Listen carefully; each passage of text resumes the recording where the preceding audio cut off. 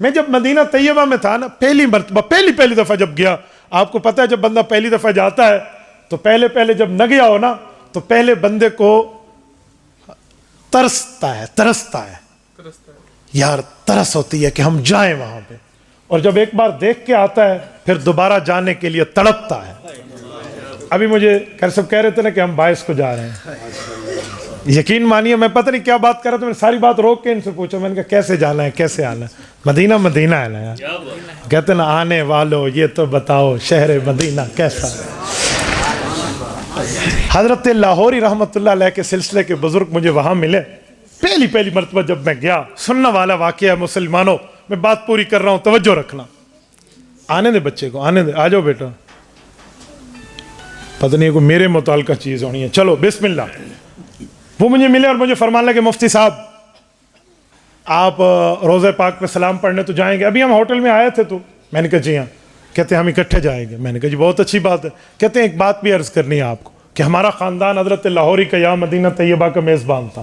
حضرت لاہوری جب تشریف لائے تھے انہوں نے روزہ نبوی پہ حاضری کی اپنی ایک عادت بتائی تھی کہ وہ آپ کو بتانی ہے، اس کے بعد ہم روزہ پہ سلام پڑھیں گے۔ میں نے کہا جی بہت اچھا، بتائیے۔ انہوں نے کہا آپ جو روزہ پہ جائیں گے کیا کریں گے وہاں پہ؟ تو میں نے پوری ترتیب عرض کی جو ہم نے شریعت میں پڑھا ہے کہ روزہ پاک پہ جو بندہ جائے تو کسی کے گھر خالی ہاتھ نہ جائے، درود پاک کا تحفہ لے جائے، قرآن کریم پڑھ کے حضور پاک کی خدمت میں لے جائے، حضرات شیخین کے پاس لے جائے، جن دوستوں نے سلام دیے ہوں وہ پہنچائے۔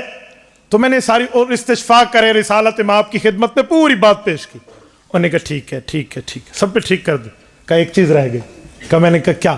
میں نے بڑا سوچا، میرے پاس جواب نہیں تھا، سیدھی بات ہے، جتنا مجھے پتا تھا میں نے سنا دیا۔ مجھے کہنے لگے کہ حضرت لاہوری فرماتے تھے میرا ایک ذوق ہے۔ کہا وہ کیا ہے؟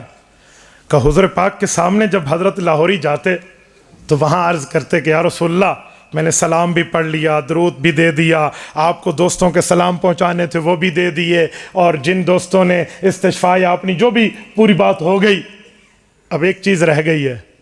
آپ نے اپنے چچا حضرت ابو طالب کو کہا تھا کہ اگر آپ میرے کان میں میرے چچا کلمہ پڑھ لیں تو میں اکیلا آپ کے ایمان کا گواہ قیامت میں کافی ہو جاؤں گا۔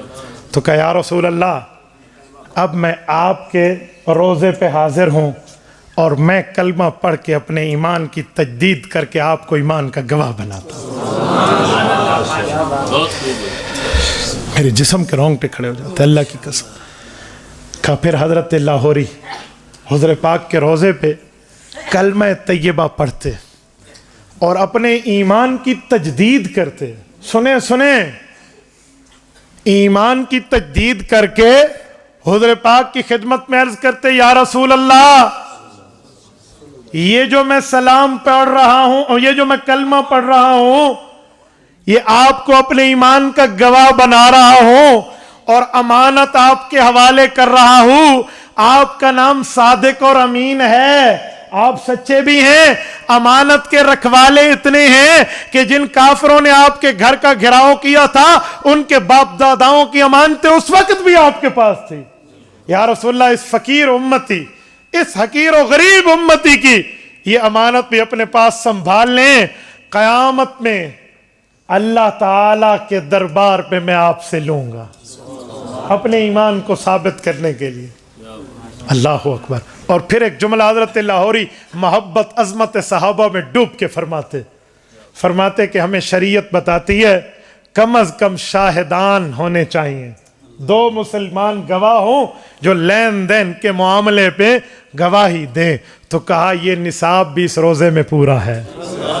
لاہوری فرماتے حضرت ابو بکر و عمر رضی اللہ عنہما آپ دونوں ہمارے اس معاہدے پہ گواہ ہو جائیں، کل قیامت میں دربار الہی میں آمد علی کے ایمان کا سوال ہوگا، میں حضور سے اپنے کلمے کے ایمان والی گواہی لے کر اگر دربار الہی میں پیش کروں گا آمد علی کو جنت جانے میں کوئی نہیں روک سکتا۔